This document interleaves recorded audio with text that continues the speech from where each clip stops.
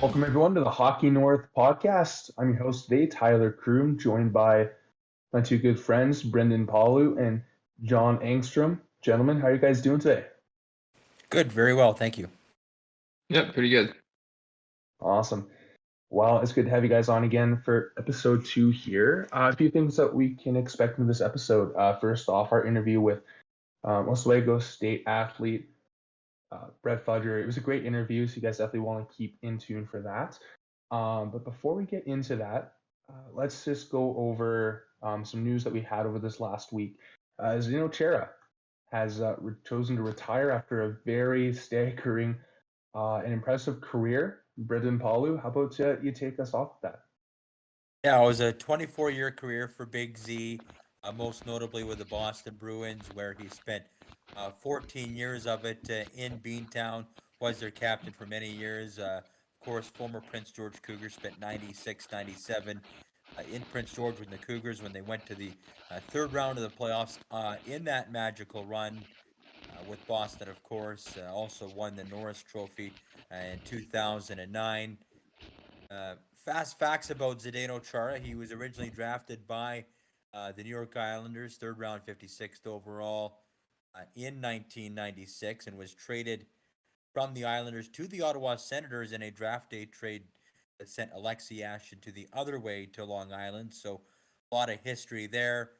First major break, of course, in the nation's capital with the Senators, then moving on to the Bruins after that 14-year run, which included a cup in 2011, last two seasons with the Washington Capitals and the New York Islanders, 24 seasons, of course, in total. And fast fact here, gang, Caribou Cougars U18 head coach Tyler Bruff was a teammate of Zdeno Chara's with the Prince George Cougars. So just something interesting there. And just a storied career from a legendary defender and just somebody that will be greatly missed in the game. I'm sure he'll resurface somewhere, but we wish Zdeno Chara all the best in his future endeavors. Chara, of course, suiting up for Slovakia on 10 occasions on the world stage, including 3 Olympic Games. So a very, very valuable defender, not only in the NHL, but internationally, and former Prince George Cougars. So Zdeno Chara, after 24 years hanging up his skates in what was a surefire Hall of Fame career. Excellent. And you definitely pay our respects here at the Hockey North podcast. I mean, given that his career did start really when he came to Prince George, getting that recognition by NHL scouts, definitely leaves a level of resemblance here in the community. And with that said, we're going to go on to follow up with some of the athletes. They're currently playing in junior A hockey at the Western Hockey League level and other junior A levels around the country that have come around from the north. And I'll give that one over to John Engstrom. John, what do you got for us? So we're going to start it off with covering some of our northern athletes as well as our prized Hockey North athletes. And we're going to take a look into their scope, what they're doing with their WHL teams respectively. So we're going to start it off with our two Prince George products, Nico Mijatovic and Scott Cousins. And Nico had his first games of the season here this past weekend here, playing in 2 games, having 1 goal and 1 assist. And the Seattle Thunderbirds also had a pretty impressive weekend, winning both their games actually, 6-5 against Everett and 4-3 against the Giants. And then we got Scott Cousins, who lost one of his games this weekend here and was held pointless in one of his only outing of the weekend there. So that's kind of unfortunate, but hopefully he can build off that and continue to be a strong season. And then we have Hayden Brown from Fort St. John, opening up his season with 1 point in 2 games over the weekend. And Prince George product, Fisher O'Brien, both from the Prince George Cougars. And Fisher O'Brien, it was pointless over the weekend, but he looks to be a pretty steady defender and prominent figure moving forward on the defensive corps for the Cougars. So we're hoping for 2 strong seasons from both those boys there. So, and then we have some other northern athletes as well that we were looking to kind of give some scope into as well. So we got Miguel Marcus from the the Lethbridge Hurricanes, drafted 10th overall in 2022 or 2021, sorry, and made his Western Hockey League debut this last weekend here. So proud of him for moving up in the hockey world and hopefully making a name for himself here. So, and then we also have Tanner Molendyke, who got drafted 5th overall by the Saskatoon Blades. And I think he is from McBride. So we're trying to get some coverage on some Northern athletes here and try to see how they do as the season progresses. So, and that's about all I have for today. So I'm going to take it back to Tyler here. Awesome. Thanks so much, John. And yeah, I was very fortunate to be at the home opening weekend here for the Caribou Cougars, the Prince George Cougars, and seeing some Caribou Cougar alumni in that game. As we said, Caden Brown and Fisher O'Brien, and it's cool to see them be able to play at that level and continue their careers. Brendan Pollard, what do we have going on at the junior A level for Northern athletes? Junior A level, of course, HockeyNorth Athlete Jordan Fairley, back-to-back wins for the Prince George Spruce Kings, including a season-opening shutout, 3-0 against the Coquitlam Express on Friday. That was followed up by a gutsy 3-2 win over the Langley Rivermen on Saturday. Of course, more Northern athletes were showcased in that weekend as well. John Harrington, 3 goals in the 2 games, including a pair on Friday against the Express. Lyndon Mackow from Vanderhoof scoring once in those 2 games for the Spruce Kings, which moved to 2-0 on the season. So there you have it for the Spruce Kings. In terms of that, Spruce Grove Saints of the Alberta Junior Hockey League enjoyed a fruitful weekend of note, winning at both their games Friday and Sunday. Spruce Grove 4-1 home ice winners against the Grand Prairie Storm. A former Caribou Cougar, now assistant captain with Spruce Grove, Brophy Dunn, played in the Friday win. Hunter Brown was on fire, 2 goals, 4 penalty minutes in that. Tyson Smith, also former Caribou Cougar goaltender, getting the win in net for Spruce Grove in that 4-1 win. Fast track to today's game against the Bonnyville Pontiacs in Ponyville. Spruce Grove winning that game by a 4-3 score. Decker Moinchin, a helper in that game. Of course, as you know, he's the ex-Caribou Cougar. He was a captain last year for the U18s. Brophy Dunn, assistant captain of the Saints, held pointless in that game. Ditto for Hunter Brown. And Tyson Smith was the backup in that victory. Jameson Kane got the 14th save win for the Spruce Grove Saints in that one. Another player that Caribou Cougar fans came to enjoy over a couple of seasons was Alex Achitwa. If you remember that name, of course, he got signed by the Merritt Centennials after his days with the Caribou U18s was finished. He is now resurfaced with the Nipawin Hawks of the Saskatchewan Junior Hockey League. 3 assists in 4 games to begin the campaign there. Dawson Smith, former Caribou Cougar goaltender, lighting it up early on with the LaRange Ice Wolves of the SJHL. Whitehorse Yukon product, 2-2 to start the year. 2.40 goals against average to go with a .943 save percentage. So a decent start there for him and the LaRange Ice Wolves.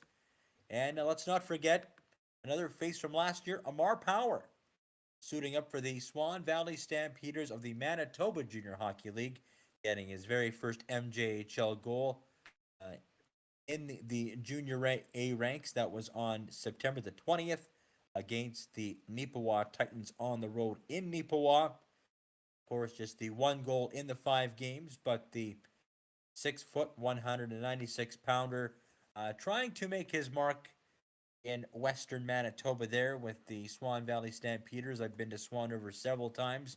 Good junior A hockey community there. So I hope to see him put up some more points throughout the year for the Swan Valley Stampeders. Absolutely. Yeah. Thank you for that, gentlemen. And with that, moving ahead on to our Caribou hockey recap. As the season opener happened this weekend, we had the Northern Capitals on the road. We had the U15 AAA Caribou Cougars at the Showcase, and they did perform quite well there. You'll hear about that shortly. as well as the U18 AAA Caribou Cougars getting their start down in Lower Mainland as well. And with that, let's dive right into these summaries. So we'll start off here with the showcase for the U15 AAA Caribou Cougars. They start the game off Friday night. They played the Giants. They tied that game at 1-1. The lone goal came from Ryan Richter, and the assist coming from Prince George product Jackson Larmond, and from Yellowknife Northwest Territories product Wesley Lizotte, and Kitimat-born goaltender Mathis Ramos Gadbois stopped 28 of 29 shots to get that lone point from that first match there. And they've led that into game 2 against the North Island Silvertips. Whopping 12-2 score for the Caribou Cougars. Jackson Larman was the highlight of that performance. He had 5 goals and 2 assists, good for 7 points. Really led the charge and showed that leadership and confidence on the ice, and resulted in a big win for his team. And next up, they played North Island again. They also won that one 4-2. Wesley Lizotte from the Yellowknife had 1 goal and 1 assist. So he took the lead charge on that game and helped them get 2 out of 2 against North Island. And they finished things off Sunday against the Fraser Valley Thunderbirds. And unfortunately, that one didn't result in the win they were hoping for. They lost 3-1. Prince George product Carter Langston got the lone goal from Kitimat BC product Logan Pankhurst. So that's good for 2 wins, 1 loss, and 1 tie for 5 points on the weekend. And I think it's just notable to mention for a standout athlete from there is Jackson Larmond. 9 points in 4 games. That's a really good impression early on for the young forward as he looks to impress some recruiters as this season goes on. Now we'll go into the U18 AAA Cougars. They played a doubleheader with Fraser Valley on the first game. They lost 6-3. Merrick Manick from Quesnel got the first opening goal, and Josh Sale as well had also got 2 points. Those 2 players, 2 points. Reed Arbery from Fort St. John got a goal in that game as well. Shots were 32-32, so fairly even there. Looks like a good goaltending battle, and Fraser Valley won that one.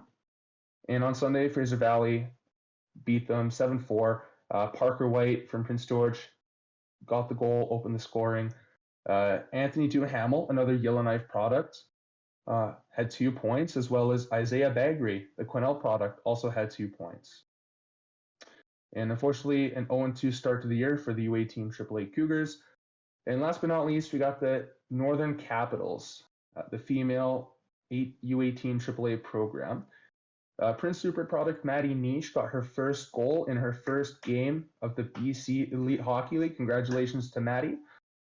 And that was followed up with the Capitals captain, Rachel Lowen, and then Prince George product, Nyla Evans, Kitimat product, Cameron Ward, and Lindsay Gonsalves from Vanderhoof, all having multiple point nights, and they got that win 5-3 over the Thompson Okanagan Lakers. And then on Sunday, they then lost 6-2. Goals coming from Lindsay Gonsalves and Rachel Lowen.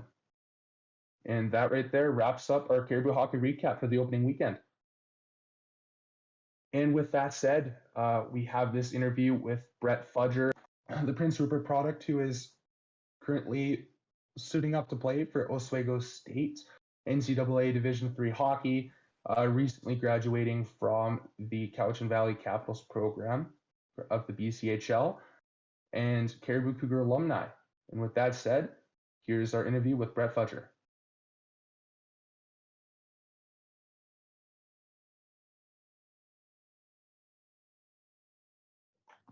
All right, everyone, welcome to our interview with Brett Fudger. Brett, welcome to the HockeyNorth podcast. Thanks for having me. Thanks for coming on. So we're going to take things back to the very beginning. Brendan Palu, I'm going to tee up for some questions. Well, Brett, you're a Caribou Cougar alumni. You played in the BCHL for a couple of seasons. You grew up in Prince Rupert, not exactly a hockey hotbed in the northwest of the province. Just maybe talk about how difficult it was to kind of play in maybe not the most populous part of the province, and whether you had to make some difficult choices along the way to either move to a bigger center to accelerate your development, and what was maybe the deciding factor in you moving to Prince George to commit to the Caribou Cougar program? Yeah, it was tough growing up. There wasn't, that compete level that we had there. There wasn't very many kids my age playing hockey. So we made the choice to move to the closest city with, a competitive factor of hockey, and that was Prince George. So I tried out for the Caribou Cougars my second year midget, and came and played 2 years for them and won a championship my second year with them. And it was great. It was a great move for me. I think, being close to home help with the family side of things and being able to see them. And everything went great there. So maybe talk about, obviously, too, you enjoyed the championship success. You built up that 2-year rivalry with the Fraser Valley Thunderbirds, losing the year before and then exacting the revenge, the year later. Just maybe talk about either the differences or similarities in those two final series where one outcome was better than the other. Yeah, no, we had a great rivalry. I mean, seeing the same guys with the jersey or the name bars on the back of their jerseys the second year and beating them was definitely a relief for sure. It felt nice getting back at them, and they're always a skilled team and they've always been good. So it's a rivalry that has been built through the BC MML, and it was nice beating them after they took that one from us the first year. So maybe describe growing up in a smaller, more rural area like Prince Rupert. You talked about how there wasn't maybe a lot of kids playing hockey your age at that time. Before the move to Prince George, did you have to make any road trips to go to bigger centers to get better exposure even before coming to the Caribou Cougars? Yeah, I mean, I think, for my age group, I was probably the only one that was, dedicated and wanted to do something with hockey in Rupert. We traveled to certain tournaments and stuff and, did spring hockey while I was growing up, and went to a couple tournaments in Vancouver for showcases and stuff like that. And, I gave up a lot of sacrifices growing up just so I can be where I am now. And, it all paid off, and, I wouldn't give anything up for what I have now. You talked about you going into the summer in the BCHL once your time with the Caribou Cougars was up. You kind of went from camp to camp to camp to try and win and steal a spot because you weren't technically a committed player. Do you feel that's something that kind of falls under the radar, knowing that there's maybe more guys in that position than most people think? Because like the casual viewer think, oh, well, this guy was committed, this guy was signed out of spring camp, or this guy already had a spot showing up. Is that something that's maybe not talked about enough, that you had to win your spot in order to get an invite to camp? Yeah, for sure. I mean, I think, I have the mentality of, everything's earned, not given. So I had that mentality going into every single camp, and I was lucky enough to get a commitment out of spring camp. But I mean, all those mainland guys, they've been playing competitive hockey their whole lives growing up. I haven't had a lick of competitive hockey until midget. So, I'd like to say they had a head start, but I never used it as an excuse, and it just motivated me more for a spot on a team, and it worked out. All right, thanks, Brett. Yeah, thanks. Thanks. And with that, Brett, you mentioned some of those guys down from the Lower Mainland, some of those bigger areas, having the opportunity to play competitive much earlier. Given where you got to meet them at, how did you feel your game ended up, matching up in your own progress? Yeah, no, I thought it was good because, all those mainland guys and, Lower Mainland, they all grow up and, they want to be the top goal scorer, top guy on the team, right? So, me coming out of a small town, I was used to, playing the gritty style and, watching all those players growing up and stuff. So I think, the game's kind of shying away from it a bit. So it's nice to continue playing that game. And, people telling me that there's not many people, that like to play that game anymore. So it helps me in my hockey career and, getting out my name out there. So that's the game I continue to play, and I always will. Awesome. And you got to the Caribou Cougars program. You made some great strides there, and then that led to your opportunity at the BCHL level. Can you tell us about how you got connected with the Vernon Vipers organization? Yeah, so I was just signing up, like we said, I was signing up camp for camp, and sure enough, there was the second camp that I went to, and surely got a commit out of there. So I was pretty happy with that. I didn't have to bounce around, hoping all summer I'd get a commitment. So I got that at the start of summer, and worked all summer towards just helping any way I can in the lineup or whatever I could do in Vernon. So Awesome. And leading into the second stage of your BCHL hockey career, you ended up getting traded to the Cowichan Valley Capitals. Can you maybe walk us through that process a little bit? Was it something you expected, or being a player in that situation, how does it feel? yeah, I mean, it wasn't very expected. It surely caught me off guard, but I thought after realizing it was for the better. It helped me get through like all the struggles that being traded for the first time. Nobody wants to get traded, so it kind of leaves those thoughts out of your mind. And yeah, no, it definitely helped me and helped me as a player, and helped me continue my success and those further careers that I had, or those further seasons that I had with the Cowichan Capitals was it was really fun. And you'd mentioned, going to Cowichan, a lot of opportunities really followed after that. Did you see that as like a new slate and a real opportunity to solidify yourself as a top player? Yeah, for sure. I mean, they're a rebuilding organization, so I thought bringing that kind of character into the room and my kind of play style is, I've always wanted to have a team built around that kind of style and be able to lead them. And sure enough, I was named the captain and was able to lead and bring that character to the game, and show all the guys, hold them accountable and all that. So it really helped in my development being a leader, and thankful for that opportunity, of course. So yeah, I wouldn't be here now without those opportunities. Yeah, and you mentioned being a leader. You ended up being named the captain of that Capitals team. Was that something you expected? And was that something that really helped you elevate your game in the latter end of your career? Yeah, I think it helped me for sure individually, but I wouldn't say I'm a selfish player, so I wouldn't hold it to myself like that. But I used it to my advantage, where I can hold guys accountable and because I know how things should be and how I wanted things. And we had success and ups and downs throughout the season, and the whole part of being a good hockey team is facing adversity and being able to deal with it properly. So I help the younger guys and stuff with whatever they're dealing with, and showing them the ropes of the BCHL, and trying just to develop a good team in the future. And of course that year that I played as well. Awesome. And so where you're currently at now, you've committed to play for Oswego State, NCAA Division III. How did that opportunity arise for you? Yeah, so I played with a buddy of mine in Vernon who's currently here right now. So we'd talk all the time, and we kept in contact and say, hey man, you should come out here and come play. I was like, hey, give me your coach's information and stuff. Reached out, and sure enough, got in touch with them. And RJ Barra, Caribou Cougars assistant coach. So he played here with my assistant coach now. So he got me intact with them, and I just went from there. I talked to them all summer and just say, we got a spot for you. We want you to come down. And sure enough, I'm here now. So.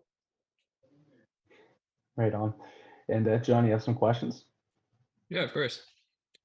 All right, Brett. Of course, congrats on your commitment to Oswego, first of all. And I'd like to start you off with a simple question. How was your transition from the north of the Canadian border down to the south in Oswego? Yeah, I know it's been good. It was rough, the first week. Just I haven't been to the States that much, and it's all the way across the country from where I'm from. And no, it was pretty rough the first week. Just not being able to talk to my family in person and doing all that kind of stuff. Being at home and just the homesick part. But after that, no, it got a lot easier, meeting all the guys and stuff. All the guys are great here, super supportive group, and we're really tight. We do everything together, so that helped a lot for sure. Yeah, that's awesome. Happy to hear for you, man. Are you able to what's it called? Sorry, when you're out and about in Oswego there, do people pick you out like a sore thumb with your Canadian accent, or? Yeah, no, that's the funny part. I notice is I got a Canadian accent here now, so it's pretty Yeah. funny. And it's not really noticeable, obviously, in Canada because everybody talks like that. And I've grown up my whole life speaking the same way. I mean, so I got a Canadian accent here now. So Right on, nothing wrong with that. Hey? All right. So do you have any goals you have set for this upcoming season and beyond this season? yeah, so I got certain goals, academically and in the gym and on the ice and stuff. Just little goals I've set so far is just being in the lineup and doing whatever I can there. In the gym, I want to improve myself, improve recovery, and get stronger and faster for the ice. And in school, obviously, I want to succeed academically and keep my grades high. So come out of school with a good master's program. Yeah, right on, man. Always gotta have something to fall back on, right? All right, and so you seem to carry yourself pretty well within your community, and I think that might have maybe got you some recognition for you to wear the captaincy and couch in there. So how do you like to present yourself as a player down there in the United States? Yeah, I mean, I like, I hold myself to a pretty high standard. So, I wouldn't say I'm a cocky hockey player or anything like, what we usually get, but, I just hold myself to a high standard and keep things level headed. So, if anything happens, I'm staying at the same rate, and, no, I don't get too high, I don't get too low, and just, level headed, like I said earlier. So. Yeah, that's good. That's a key thing I find with hockey is making sure you have that calm composure and be able to carry your confidence and not come off as too abrasive to the media sides of things, right? So yeah, Yeah, happy to hear that, man. And so do you I'm just gonna ask you one more question here. Is there any player you try to model your game after in the NHL here? Yeah, there's a couple. Certain individuals have certain skills that I model after, but the most all-around player I like to model as Matthew Tkachuk. His offense is something I've always, wanted to have and what I've strived for, and I just like that little gritty shoulder side he's got to him, and the way he plays gets under guys' skins and stuff like that, and he can back it up. So. Yeah, I find that's very vital to team success nowadays in the modern NHL. So Yeah, hopefully that works out for you in your division there, eh? it's looking like I'll be playing that role, and I'm excited to. I'll play any Yeah. role that ask me. So it's one I like to do, and hopefully I can do it well here. Yeah, I hope the best for you, man. That's awesome. Glad to hear. Right on. And I mean, with that said, this will be a bit more of a long view question for you, Brett. As you continue to play your NCAA career, what do you have your eyes set on? What other goal do you want to achieve once this part of your journey is complete? Yeah, I mean, I've thought about it. I try to stay on track and take it a day at a time, but those thoughts obviously cross your mind, and obviously growing up, I've always wanted to play pro hockey, whether it's overseas, whether it's in the East Coast, whether it's American Hockey League or even NHL.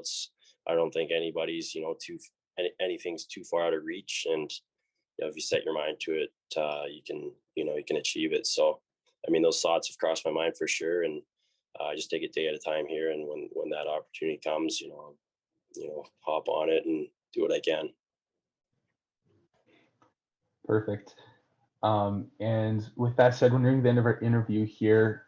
John, Brendan, do you guys have any other questions you'd like to ask Brett? So you were part of the Caribou program for 2 seasons.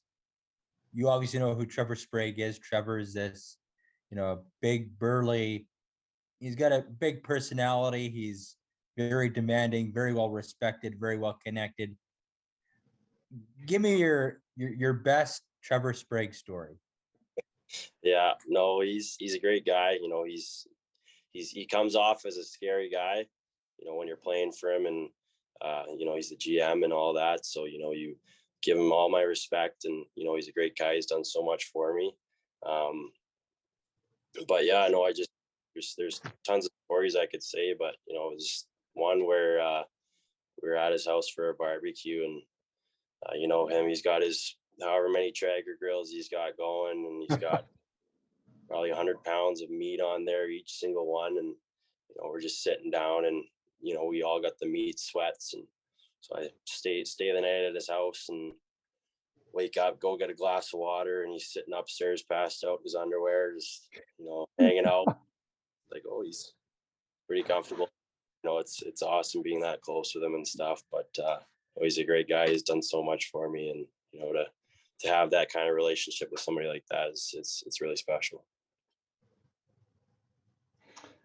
That is a great story. Oh, go ahead, Brendan. I'm sorry. Yeah. Did you have any access to I know you were as a member of the Caribou Cougars, you're part of that development model there where, the Prince George Cougars and the Prince George Spruce Kings also had eyes on you, as well as a few other players at the time. I know that, you weren't committed at the time to a specific BCHL club, but did you have access to, getting in touch with certain players from some of the other teams like the Spruce Kings or Cougars? And did you take any pointers away from anybody that you may have encountered on those two clubs? Yeah, I mean, playing in Prince George, obviously you have a junior A team and a WHL team above you. Sure, I've had those conversations with, coaches and stuff about like what kind of route should I take? Because at that time you're open to the school route or you're open to the WHL route. That was just a decision that I made as I wanted to go to school. And, I tried out for the WHL when I was 15 with the Kelowna Rockets, and I never made it. So I was like, okay, well, I want to take this path and go to school. So, during my career, I just, had options open to all teams and stuff. And I just listened to everybody and, took the best advice I could. And, it ended very well for me. And, I wouldn't have done it any other way. Okay, thank you. All right. With that answer there, it was great. Thank you so much for joining us here, Brett. We definitely plan to have you on again in the future. And to our listeners, thank you for tuning in for this awesome interview. Yeah, thanks, Tyler.